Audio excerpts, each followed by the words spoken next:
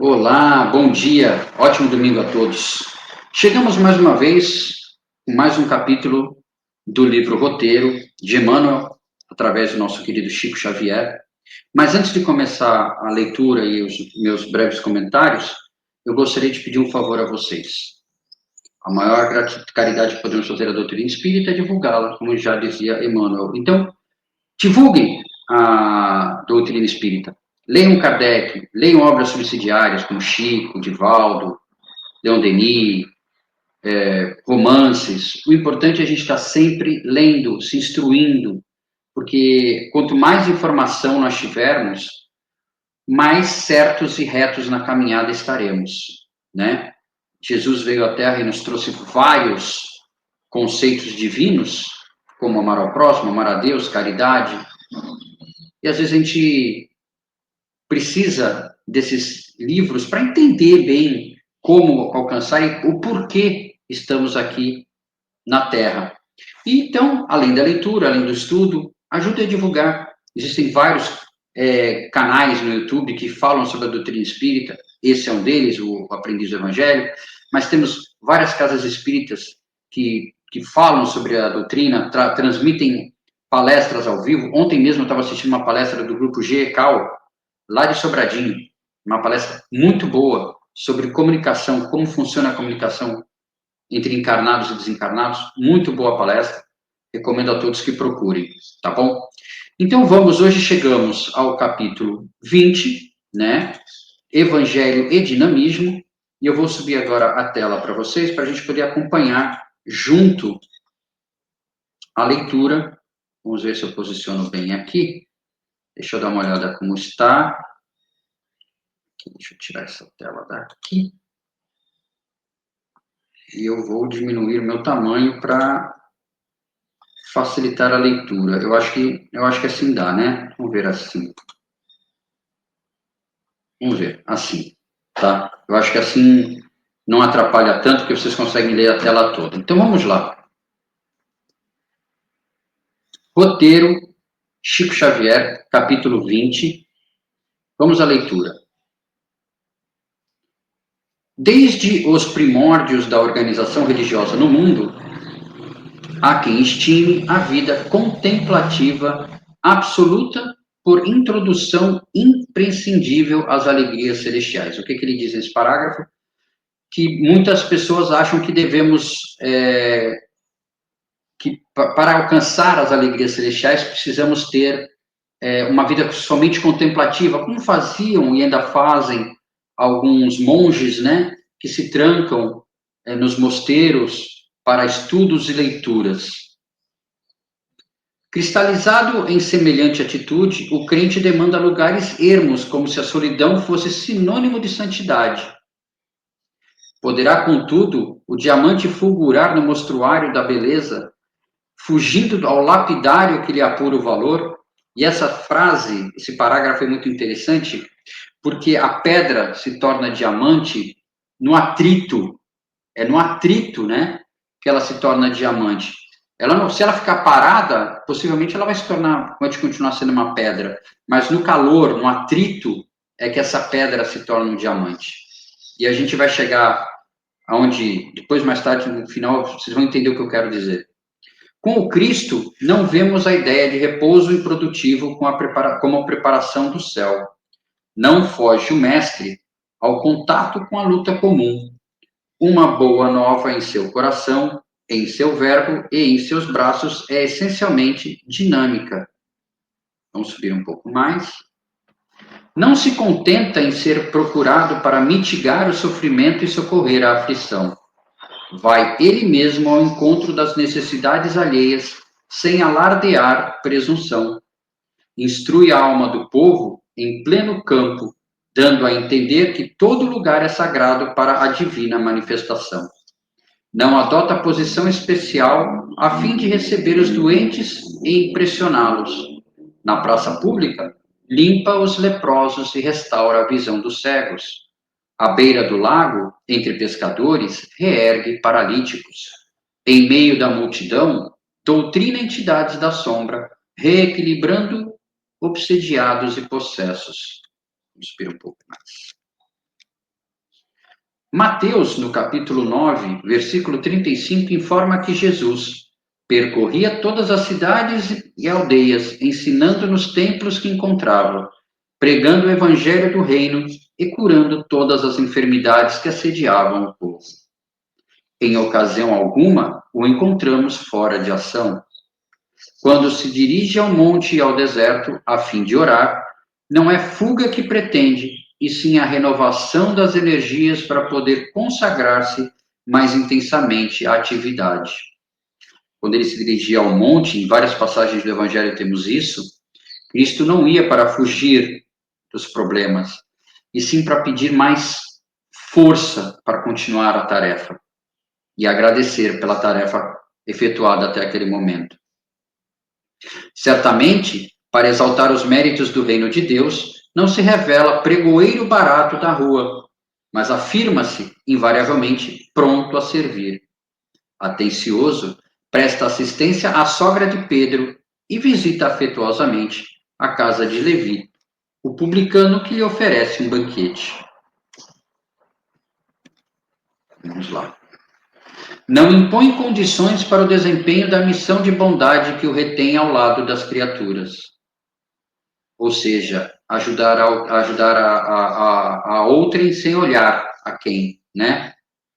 Não usa roupagens especiais para entender-se com Maria de Magdala, nem se enclausura em preconceitos da religião ou de raça para deixar de atender aos doentes infelizes. Ou seja, ele não olhava, ele não ajudava e julgava, ele simplesmente auxiliava, não importava quem, se era Maria de Magdala, se era um preconceituoso enclausurado de uma religião, ou alguém de uma raça a qual ele, na época, os judeus, por exemplo, tinham muitos problemas com os samaritanos. Para Jesus pouco importava, ele olhava a todos como irmãos, não importava raça, cor, religião, gosto pessoal, trabalho, o que fizesse da vida, né?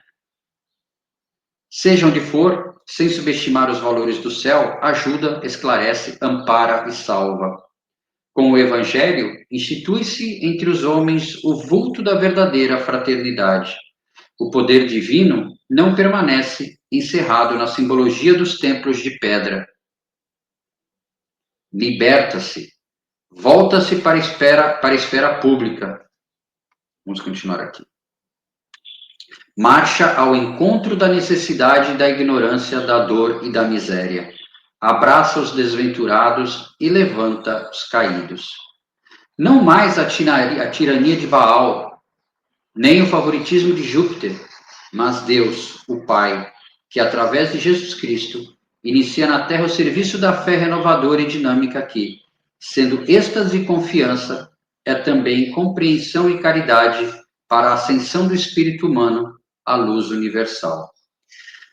É óbvio que Jesus Cristo não precisava reencarnar entre nós para a evolução pessoal dele. Ele já é um ser de luz, ele já está nas mais altas posições do mundo espiritual, né? Nas ordens crísticas, como nós chamamos. Mas ele veio para nos ajudar, para fazer-nos entender qual é a forma de alcançar essa evolução, né, do átomo ao arcanjo, que é no contato com os seres humanos, é no contato com o outro que nós precisamos, que nós nos burilamos. Lembra lá em cima, que vocês vão entender, que ele fala aqui, ó. Aqui, perdão. Poderá, contudo, o diamante fulgurar no mostruário da beleza, fugindo ao lapidário que lhe apura o valor? E onde é? Nós somos o diamante. Quer dizer, nós iremos ser diamante. Hoje nós ainda somos pedra. E é nesse atrito, nesse contato com a pedra, que é o outro amigo que temos de caminhada, nossos parentes, amigos de trabalho, amigos do centro espírita, pessoas que encontramos na rua, no trânsito principalmente. É nesse atrito, e quando eu digo atrito, é nessa lapidação, é nesse contato que nós lapidamos os nossos seres, o que somos, o nosso espírito. para alcançar o quê? Aquilo que Jesus sempre nos disse.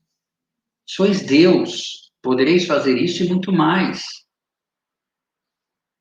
Nós podemos um dia alcançar uma situação do Cristo, por exemplo. Só depende de nós. Claro que vai ser uma caminhada longa, penosa, cairemos muitas vezes, mas depende de nós. De que forma? Nada de repouso improdutivo como preparação no céu. Não. É na encarnação, é aqui, ó, que a gente caminha para a posição de arcanjo, como dizia Allan Kardec. Não fugir à luta comum, como o mestre não fugiu. A boa nova, a palavra do Cristo, é dinâmica, não é fechada, ela não é enclausurada, ela não serve para ficar só para mim, ela serve para ser divulgada. Não se contenta em ser procurado para mitigar o sofrimento e socorrer a aflição. Ele procura, ele vai ao encontro do irmão necessitado. Nós temos que ir ao encontro do nosso irmão necessitado. Essa é a parte da fraternidade, da caridade.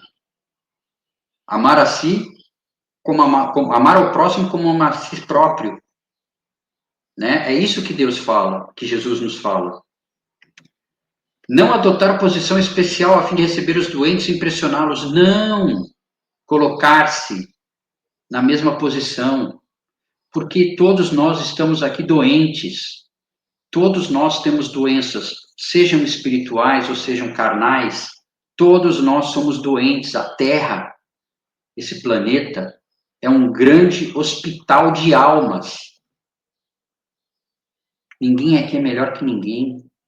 Todos estamos no... Claro, temos alguns seres que vieram em missões, mas na maioria das pessoas aqui é expiação e prova. Expiação e prova. Poucos são os missionários, como Cristo, Gandhi, Madre Teresa de Calcutá, Chico, Divaldo, falando de pessoas mais próximas do nosso convívio.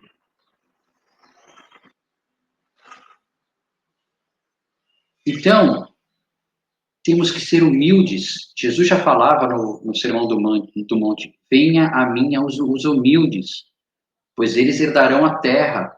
Mas não é essa terra que a gente pensa aqui, esse planeta que nós temos hoje. Não, lembre-se, a terra está em processo de regeneração. Ela vai alcançar essa situação de regenerativa, quando nós formos regenerados, sendo humildes e fraternos, porque aí nós herdaremos a terra regenerada. Quem lembra, eu já falei algumas vezes de Capela, os exilados de Capela saíram de Capela porque Capela já tinha chegado em uma posição regenerada, e eles não, aqueles exilados tiveram que vir para um planeta mais atrasado, que foi a Terra. Quem sabe nós não seremos os exilados da Terra? Quem sabe um dia não escrevam um livro, Os Exilados da Terra, porque nós não conseguimos alcançar essa humildade para herdar a nova Terra. E teremos que ir para um planeta mais atrasado e começar tudo de novo. Claro, numa posição de conhecimento maior do que estão lá, mas você imagina, como disse um amigo meu, voltarmos para Pedra Lascada em um planeta sem celular, sem internet, sem ar-condicionado, sem aquecedor. Então, a gente tem que começar a entender que não é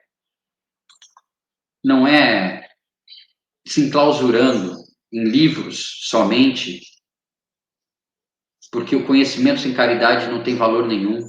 A caridade sem conhecimento sempre será caridade, mas o conhecimento sem caridade não tem peso.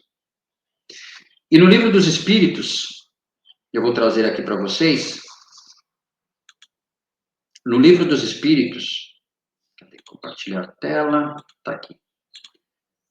Vamos ver como é que está essa imagem aqui, ver se agora eu acho que eu consigo maximizar para vocês. Isso, fica melhor para vocês.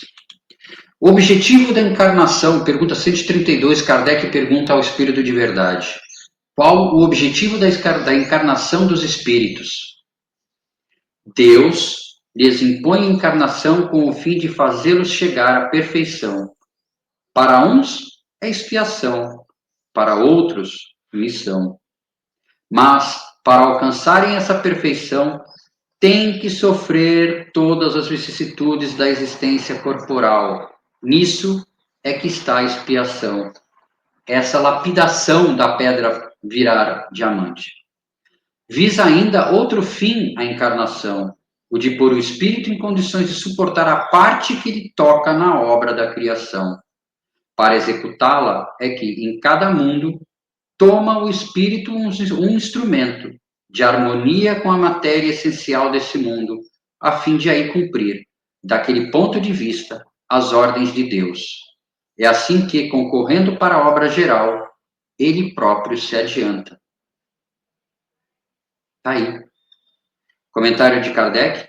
A ação dos seres corpóreos é necessária à marcha do universo. Deus, porém, na sua sabedoria, quis que nessa mesma ação eles encontrassem um meio de progredir e de se aproximar dele. Desse modo, por uma admirável lei da providência, tudo se encadeia, tudo é solidário na natureza. É isso, meus irmãos. O objetivo da encarnação dos espíritos é para nos lapidarmos, para que viremos esse diamante puro que um dia nós seremos.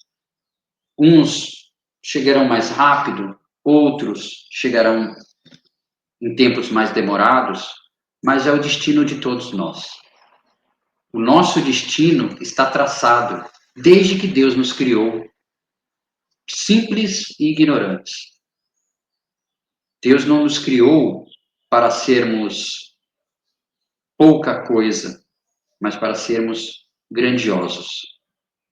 Então que a gente busque esse fim que a todos nós alcançará um dia. Quando? Só depende de nós. Um abraço a todos, fiquem com Deus e até o próximo domingo com o capítulo 21 do livro Roteiro, cujo título, deixa eu até preparar aqui para vocês, Evangelho e Educação. Até a próxima, fiquem com Deus e ajudem a divulgar a doutrina espírita.